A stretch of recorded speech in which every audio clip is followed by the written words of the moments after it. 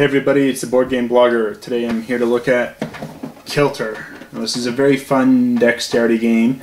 It's a balancing game, and you're simply balancing your cubes on this beam and trying to, get rid of all your cubes before everyone else. And if you're knocking cubes off, then it comes into your supply. That's about the game. There's not a lot to say about it. I like it. Plays quick. It's about 15 minutes, and it's just a lot of fun. Plays well with just two. I think it's better with multiple players, but it still plays quite well with two. Why don't we take a look at how it actually plays? So here's the board such as it is on setup.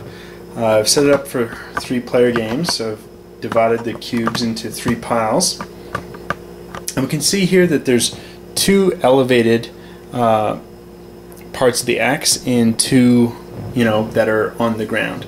And so to make a legal move, you're going to place a cube on one of the elevated portions now, and then you can continue to place cubes basically until one of 3 things happen.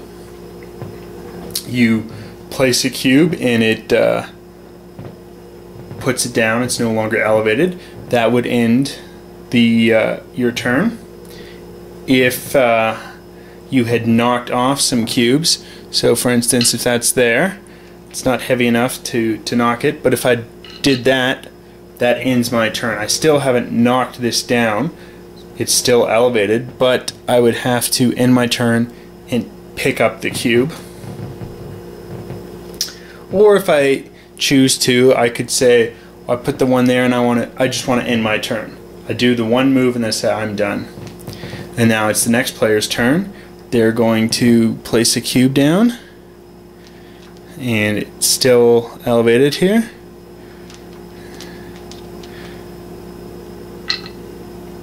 And they're done. Now it's going over to the next player. They'll place a cube, and you can stack cubes up if you want. And when you're continuing to place cubes, you have to do it on the elevated end that you initially started. So even though this is elevated, it would be an illegal move for the player who's placed those two to, in their same turn, place a cube here. It has to remain on the same side they've started. And you, of course, can't place any cubes here in the center. So it's still slightly elevated. And that fell off. So that ends the turn. Now it goes back to the next player, and that's ending their turn. It moves over, and that ends the turn. The next player, they knocked that over, and it's going over here to the next player.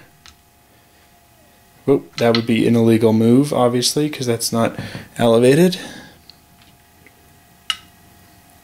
And the game continues. We can see here the stockpiles of the different players are decreasing.